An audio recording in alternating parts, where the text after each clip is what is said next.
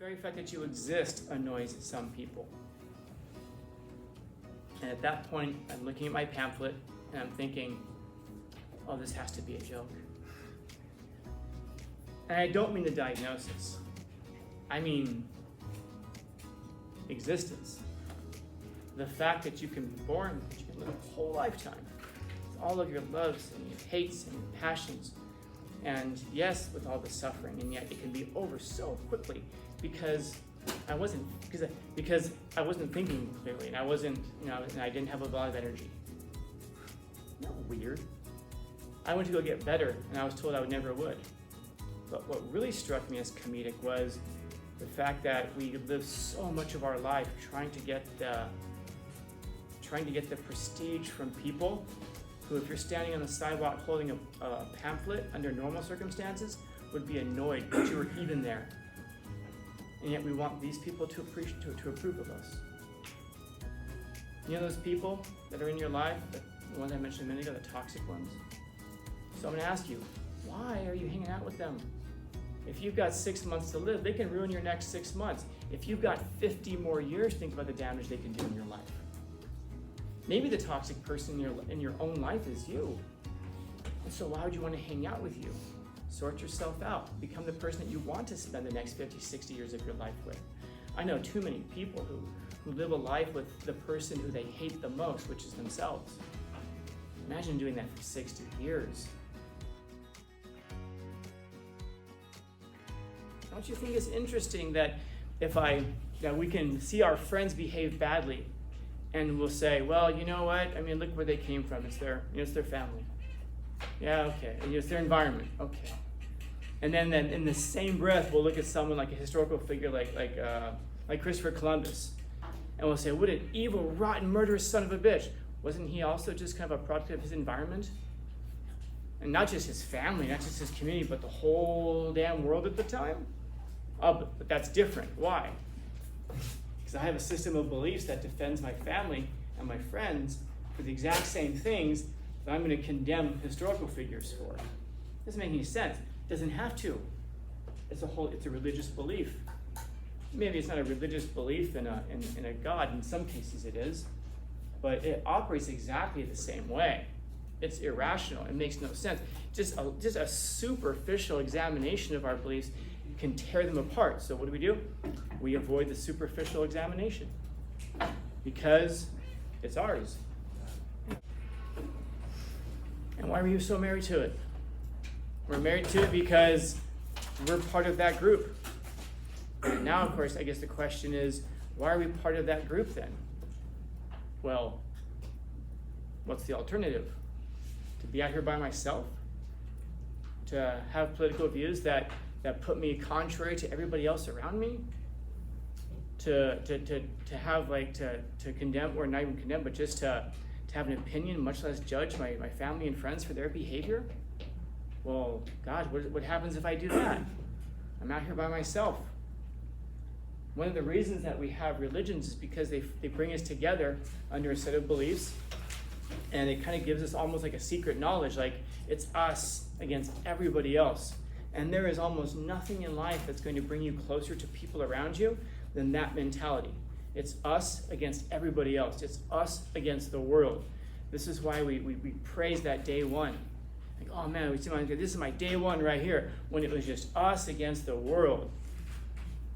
And this is one of the reasons that you find like religions that start to turn on each other, because once it's no longer, I mean, it still is us against the world, but once you gain a little bit of strength and a little bit of power, the world's not fighting you anymore. So what are you going to do? Well, you end up fighting yourselves. This is why people will start a brand new company. They'll be successful. And once they're successful, they start fighting among themselves. Someone leaves and they start their own company. Because that's also part of our human nature. Part of our human nature is to want to belong to groups. And if we challenge the beliefs of those groups, it's like challenging your very existence itself, because you've tied your existence to that group. If my religion is wrong, then that means I put a whole bunch of time into it. That means my whole social group goes away. That means, now I have Sundays free. How am I going to fill up all that time? What am I going to do? You know what? I don't want to hear it. Well, then why did you wipe out all these children at one time? You wouldn't understand. Because it's us against everybody. You just don't understand. You're really going to vote for someone like that? A person who bankrupted your family? Well, you know what? You wouldn't understand. You know what? In fact, you're evil. That's what it is. You're from some other religion. You're condemned. You're going to hell. Oh, you're gonna vote. You're gonna vote for that person? What are you, a Trump supporter? Oh my God! Now I don't have to listen to a word you say, because you're just evil. Yeah, but your dude bankrupted your family. So what? What's the alternative? Accept the other side?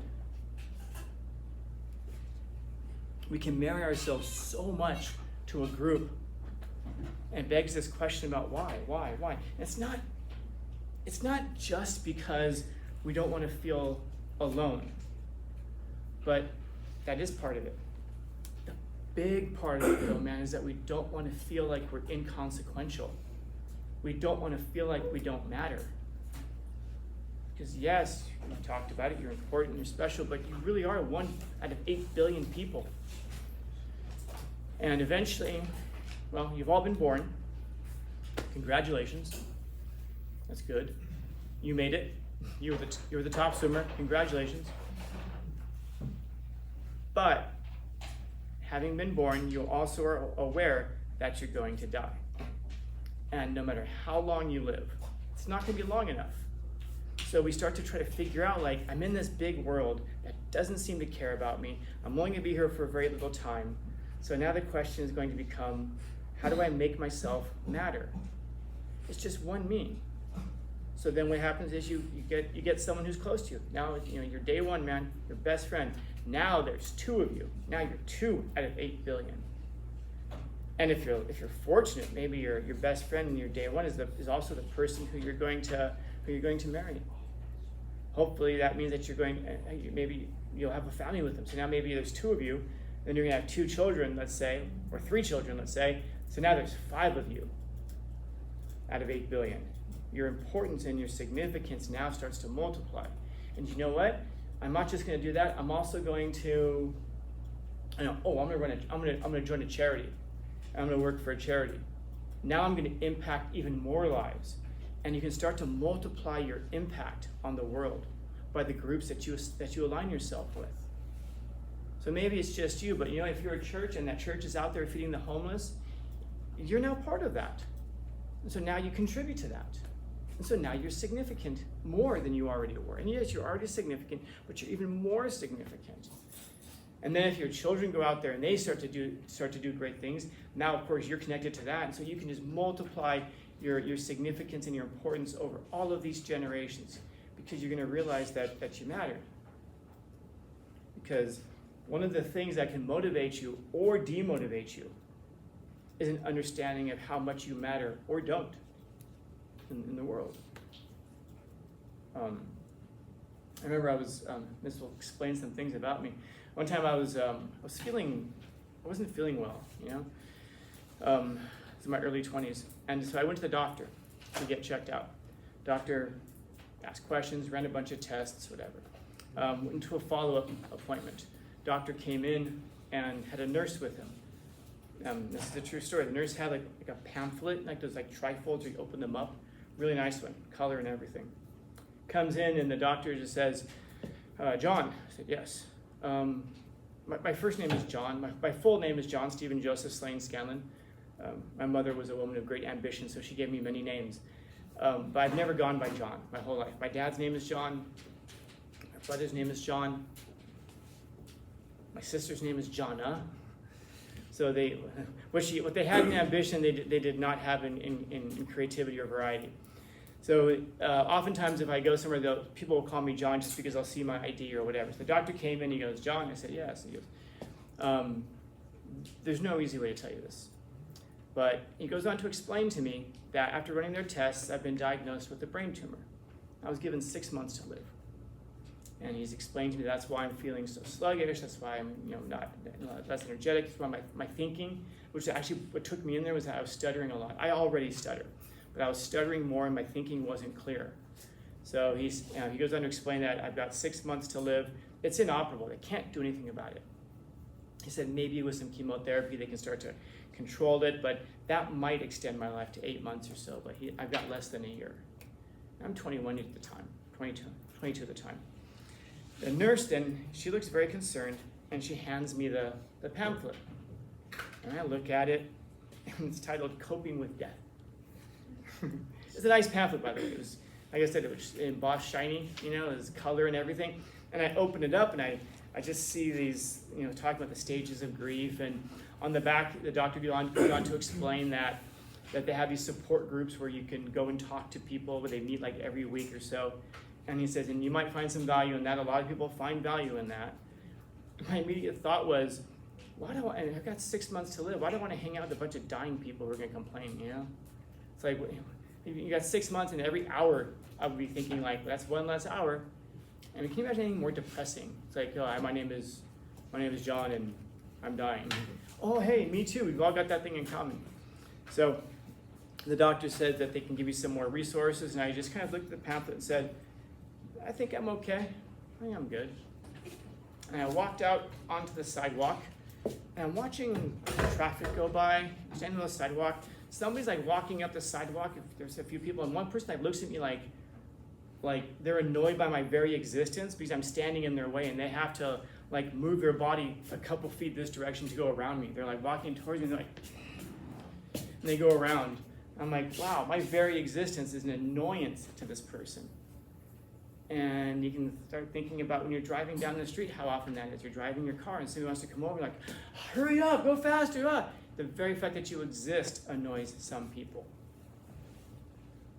And at that point, I'm looking at my pamphlet and I'm thinking, oh, this has to be a joke. And I don't mean the diagnosis. I mean existence. The fact that you can be born, that you can live a whole lifetime with all of your loves and your hates and your passions. And yes, with all the suffering, and yet it can be over so quickly because I wasn't thinking clearly, and I wasn't, and I didn't have a lot of energy. Isn't that weird? I went to go get better, and I was told I never would.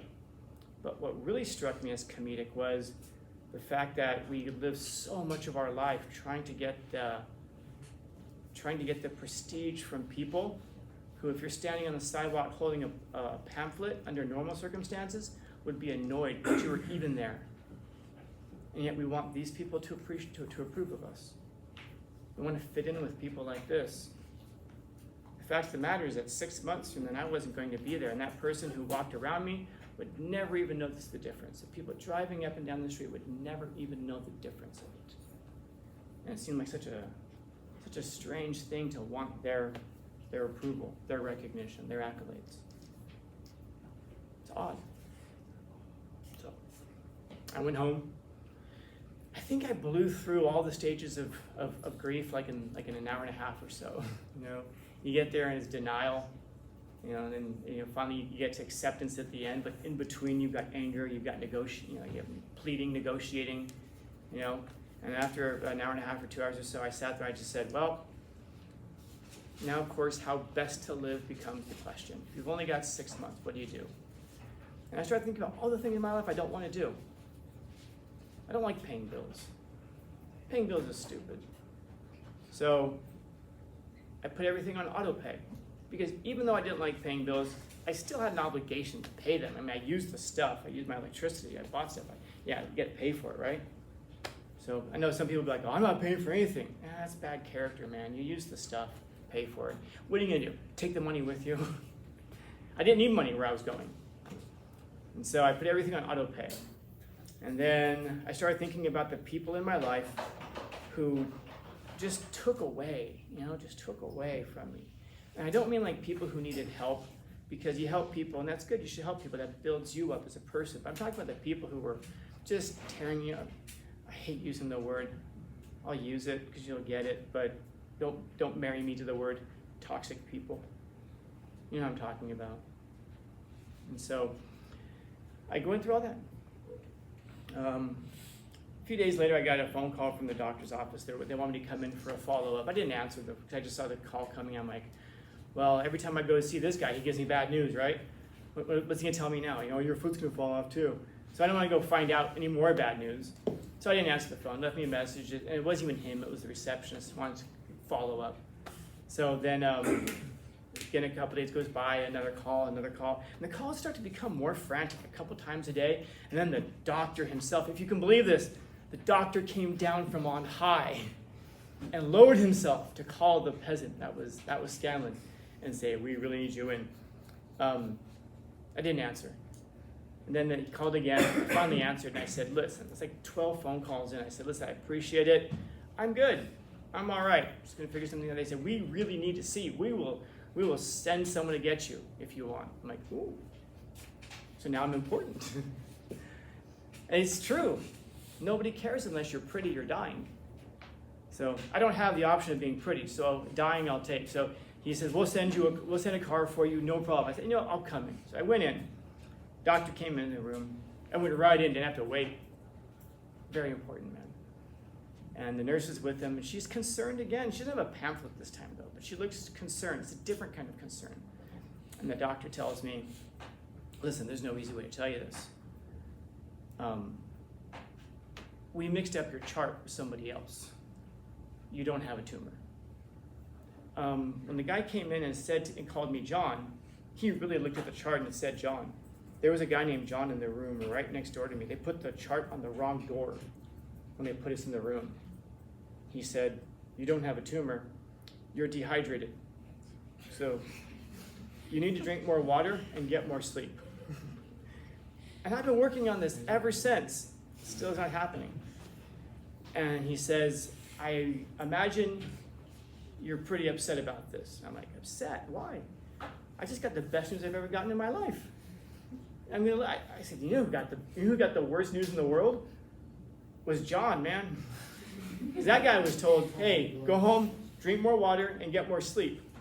And so that guy's been sleeping away. He's down to 5.5 months now. He had 6, now he's down to his last 5.5. I just found out that unless I do something stupid, I've got much longer to go. And it's been longer than 6 months. So I did get more than I was expected to get.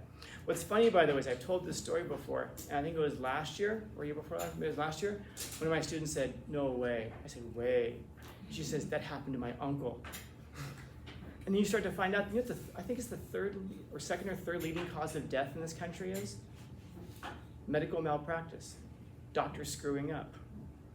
Get a second opinion. Get a second opinion, always.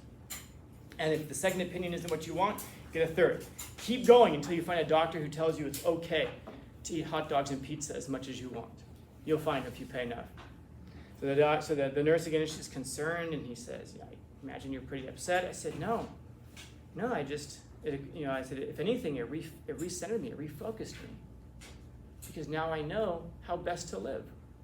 Nothing is going to teach you how best to live until you find yourself down to those last few months that you think are your last few months. And you ask yourself, well, if I've only got 6 months, how best to live? Because, as I've said, how best to live with me just inevitably becomes the question every day because of that.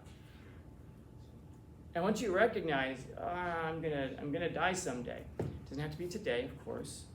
It will maybe recenter you in ways. You know those people that are in your life, the ones I mentioned a minute ago, the toxic ones? So I'm gonna ask you, why are you hanging out with them?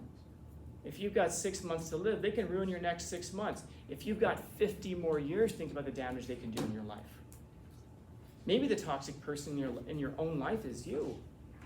And so why would you want to hang out with you? Sort yourself out. Become the person that you want to spend the next 50, 60 years of your life with. I know too many people who live a life with the person who they hate the most, which is themselves. Imagine doing that for 60 years. Some of you, man, I don't say this with any glee at all, man, but some of you are going to find out what that is, because it will be you. Because it always is somebody in the room. And so you sort yourself out. You figure out how best to live. And then you put your energy all into that. Because does that mean that every day of my life has been fantastic since? No. Stop me if you've heard this before. Life is suffering. And you don't get to choose not to. But you can choose what you're going to suffer for. When you find that you've got a whole bunch more time, that shouldn't change what you do. Because no matter how much time you have, 6 months, 60 years, you're still limited, man, and it's still way too short. Because yes, life is suffering, but it's also so much more than just that. If you make it that, So is it significant? Yes. Yeah.